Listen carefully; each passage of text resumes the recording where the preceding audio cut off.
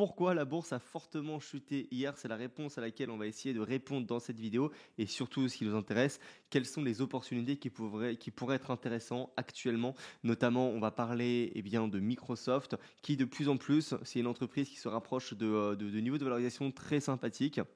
Donc, avant de commencer, je pense que voilà, vous savez à peu près tous que Trump a augmenté les tarifs, a mis les tarifs en vigueur là pour aujourd'hui sur le Canada, également le Mexique. Ils ont doublé les tarifs également sur la Chine. Donc c'est vrai que c'est pas trop bon pour les affaires d'Nvidia. Même chose pour la France. Là c'est la folie. Rien ne va plus. On a notamment par exemple notre ministre Éric Lombard qui a carrément dit noir sur blanc, qui vont prendre l'économie, enfin pas prendre, qui vont taxer l'économie. C'était où? Voilà, effectivement, durant un passage en France Info, il a dit les personnes qui ont des économies importantes doivent contribuer à l'impôt. Bon, qu'est-ce que veut dire importante?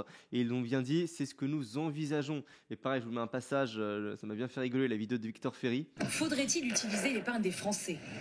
C'est la proposition du chef de l'État. Concrètement, l'idée serait de piocher dans les livrets des Français pour financer les dépenses militaires. Voilà, bon, on est en plein dedans, on est vraiment là en plein dedans. En fait, là, ce qu'ils veulent faire, c'est qu'ils veulent arrêter de taxer les entreprises, puisque bon, elles sont plus rentables en France, à part quand vous êtes une multinationale et que vous vendez à l'étranger du pays, enfin en dehors, excusez-moi, du pays. Donc là, ce qu'il leur reste à faire, c'est de taxer les riches. Mais au final, c'est toujours la même question, où est-ce qu'ils placent le seuil de richesse? Selon François Hollande, à peu près, c'était 3 500 € par mois, vous étiez considéré comme une personne riche. Donc voilà, tout est évidemment relatif, mais bon, ils veulent vraiment taxer entre guillemets riches, je mets des énormes guillemets, et surtout, nous souhaitons rendre cette taxe permanente, mais nous nous assurons qu'il s'agit avant tout d'une contribution qui lutte contre ce que nous appelons la suroptimisation fiscale. Donc dès que j'ai lu ça, en fait, quand vous mettez dans la même phrase suroptimisation fiscale et des personnes qui ont des économies, c'est pas compatible. C'est-à-dire que si vous faites de la suroptimisation fiscale et que vous êtes riche, vous n'avez pas de cash, vous êtes investi dans l'immobilier, dans la bourse, vous avez une holding, ou si vous avez du cash, c'est sur Interactive Broker en dollars. Donc, qui est-ce qui va payer? C'est évidemment les personnes qui ont 15 000 balles sur leur livret A. C'est ceux-là, en fait, qui vont payer. Et de toute façon, c'est toujours pareil. C'est toujours pareil, mais c'est vrai que c'est très, très triste. Et surtout, je pense que c'est inévitable. Vous ne pouvez pas avoir un pays comme la France qui est aussi endetté, qui a un déficit aussi important, qui a une charge de la dette aussi importante et qui se réveille un matin en disant tiens, on va augmenter le budget de la défense de 50 milliards sans les prendre quelque part. Ça va plus être possible. Donc c'est pour ça que, là par exemple, j'étais sur la vidéo de Victor Ferry. C'est super qu'il fait comme taf, mais les gens n'ont toujours rien compris. C'est juste dingue. Je vais dans les commentaires. Regardez par exemple, à tous ceux et celles qui ont des livrets A, plan d'épargne, faites comme moi, depuis que j'ai entendu ça, j'ai fermé mon livret A et j'ai mis l'argent dans un coffre chez moi. Bah ouais, t'as raison. Comme ça, dans 5 ans, t'auras vraiment plus rien avec l'inflation. Non mais vous voyez, en fait, donc le problème, il est même pas dans le fait, je pense que le problème, il vient de l'éducation financière. Acheter des actifs qui produisent de la valeur, d'accord? Et acheter ces actifs-là sur des courtiers qui vous permettent d'être propriétaire de l'entreprise que vous achetez et non pas sur des courtiers comme Trade Republic par exemple, qui quand vous achetez une action aux US, vous l'achetez en euros et non pas en dollars, d'accord?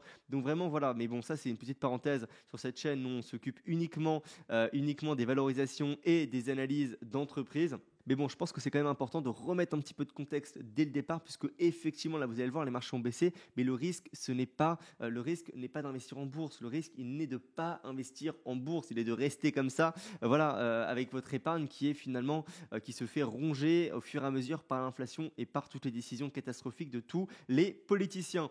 Donc, alors ça, c'est un graphique qui va vous montrer d'introduction directe, effectivement, les 7 plus grosses entreprises des États-Unis qui va un énorme premium, donc les Nvidia, les Microsoft, les Google, les Nvidia, les Tesla. Et comme vous pouvez le voir, en fait, là, ce premium, depuis janvier 2025, depuis le début de l'année, il est en train de s'effondrer. Donc, on a effectivement, si vous les avez en portefeuille, vous vous en rendez compte comme moi, on a effectivement du Google qui s'est bien effondré, du Microsoft qui carrément, ça fait combien de temps? Regardez un petit peu, ça fait depuis 412 jours, depuis plus d'un an que Microsoft n'a rien fait. Mais le positif, c'est que regardez un petit peu, je vous ai parlé à l'instant d'une entreprise d'un actif plutôt qui crée de la valeur. Quand on va voir un petit peu le bénéfice net de Microsoft, je vais le mettre en TTM. Regardez un petit peu, ça c'est le bénéfice net de Microsoft. On est passé du Q1 2023, donc il y a 2 ans, 69 milliards. 72 milliards, 77 milliards, 82, 86, 88, 90, 92 milliards. Donc on a effectivement l'entreprise en bourse, le prix en bourse n'a rien fait, mais le bénéfice net a explosé. Donc on va dire le price to earning, la valorisation de Microsoft a fortement chuté. Regardez, on est passé un plus haut à 40, c'était totalement délirant, et là on est rebaissé à 31, on est retourné sur les 31. Et nous, ce qui nous intéresserait vraiment, c'est de pouvoir choper du Microsoft avec un PE de 25. Donc avant même de voir un petit peu l'entreprise, etc., un PE de 25, combien ça ferait? Eh bien, ça ferait tout simplement, là on va prendre le bénéfice net actuel de 88 milliards, le bénéfice net multiplié par 25, et ça va nous donner le prix en bourse, d'accord, la valeur boursière de l'entreprise Microsoft qu'il nous faudra acheter si on veut l'avoir, si on veut la payer à seulement 25 fois les bénéfices. 2200 milliards. On est actuellement à combien? On est à 2,89 trillions, donc 2900, j'arrondis, milliards, d'accord. On a l'information supplémentaire qui est qu'il y a combien d'actions en circulation? 7,43 milliards d'actions, vous l'avez ici, donc actions en circulation qui sont sur le marché. Donc on va tout simplement faire, on va faire 2200 milliards divisé par le nombre d'actions en circulation, tout simplement, divisé par 7,43. Ça va nous donner le prix auquel il faut acheter Microsoft en prix par action pour avoir du Microsoft sur les 25 fois les bénéfices. Ça fait exactement, j'arrondis, à $300. Si on achète Microsoft à $300, avec un bénéfice net actuel de 88 milliards, ça nous donnera 25 fois les bénéfices. Donc c'est pas déconnant, hein. Franchement, c'est pas déconnant. Là, allez, on va dire une baisse de 20%, de 20%, ou alors, autre possibilité, l'acheter dès maintenant et attendre 2 ans, puisque Microsoft, on anticipe que la valeur intrinsèque du business va augmenter de 10% par an parce que les bénéfices de Microsoft augmentent en moyenne de 10% par an.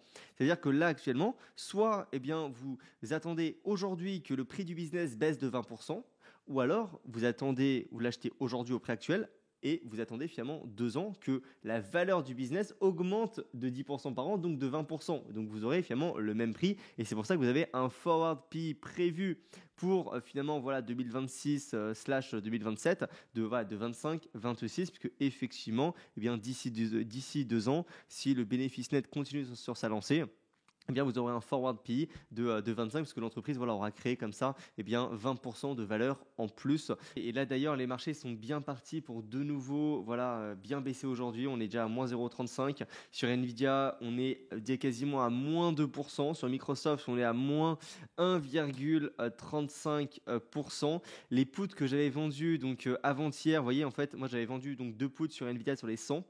Alors, vous voyez, par exemple, je suis très très content de les avoir vendus sur les 100 et pas at the money.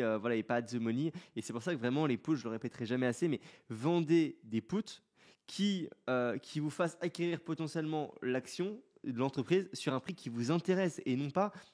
Il ne faut pas vendre de put juste pour encaisser de la volatilité, ce n'est pas bon du tout. Là encore une fois, Nvidia, donc j'ai vendu un put sur les 100. Si je me fais assigner, j'ai un PRU sur les 92, c'est ok, même si l'action la rebaisse, je m'en fiche.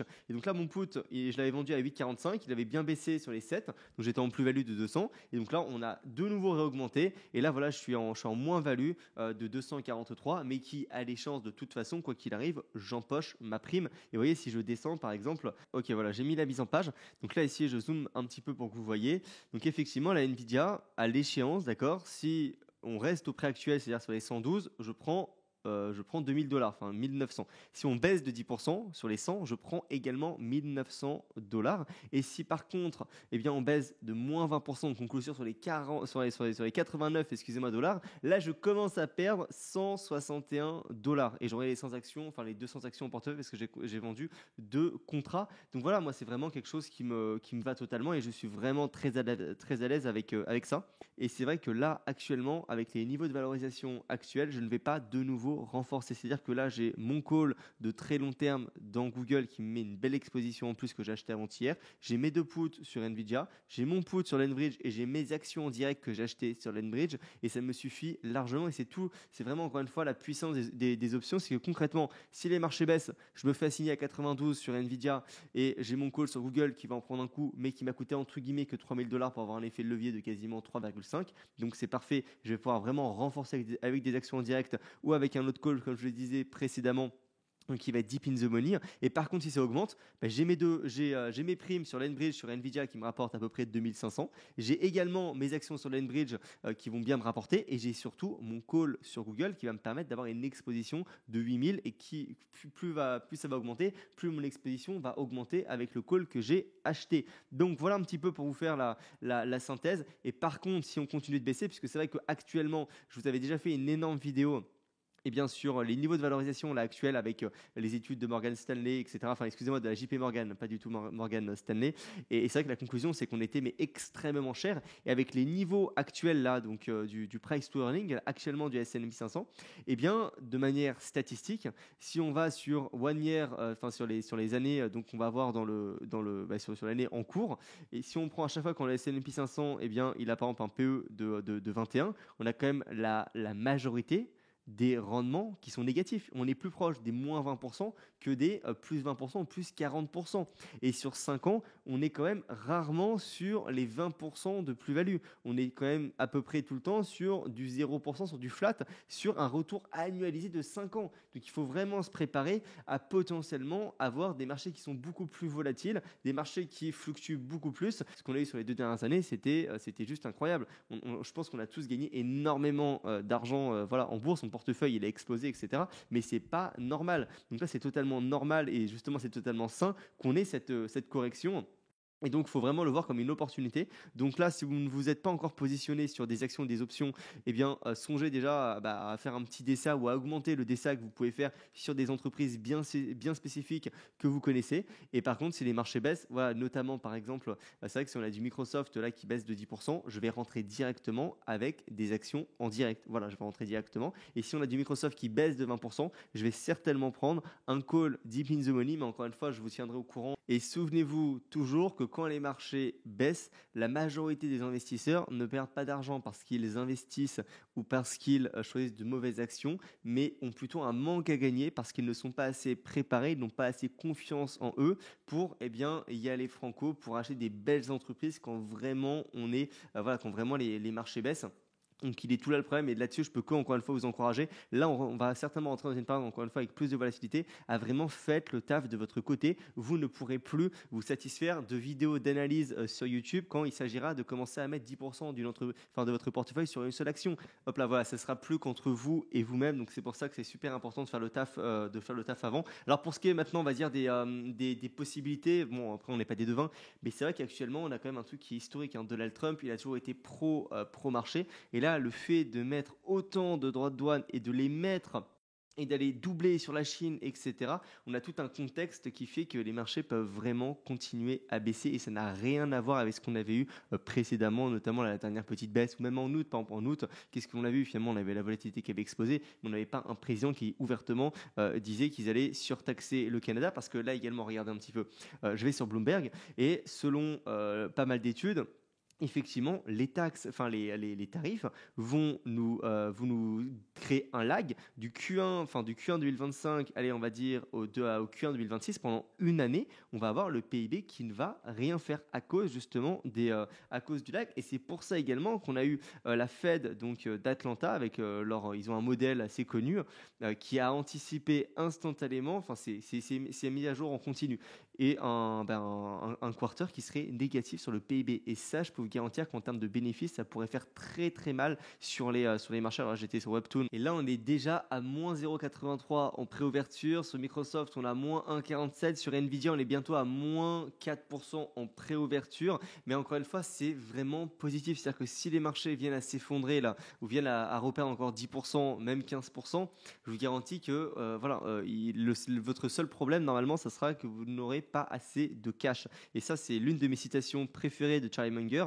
Les opportunités viennent seulement aux esprits préparés. Donc préparez-vous vraiment à dégainer, préparez-vous vraiment, bossez vraiment les dossiers, allez voir les entreprises qui selon vous vous semblent les plus pertinentes, etc. Et surtout n'oubliez pas, j'ai l'impression de dire des banalités, mais qu'effectivement quand vous achetez une action, vous achetez en réalité une entreprise qui a un bénéfice, des free cash flow, un réinvestissement, une dette, du cash, des parts de marché, des concurrents. Et c'est là où vous devez vraiment mettre votre énergie. Et donc, quand les marchés baissent, détachez-vous vraiment là du prix en bourse, détachez-vous vraiment là des graphiques et allez voir uniquement ce qui vous intéresse, c'est ici la capitalisation boursière et vous comparez juste ce chiffre-là au potentiel de croissance et à ce que l'entreprise génère actuellement. Et donc, ne regardez pas, on s'en fout si l'entreprise elle a baissé de 50%, si elle était surévaluée quand elle était au plus haut, c'est pas ça qui nous importe. Nous, ce qui nous importe, c'est le prix actuel à l'instant T par rapport au potentiel, par rapport aux concurrents. Vraiment, tout ça on va dire dans un contexte bien défini, ok. Et cette vidéo, d'ailleurs, je ne sais pas si je vais la poster. Peut-être que je vais la mettre uniquement dans le groupe School. C'est vrai que comme je l'ai pas trop préparé,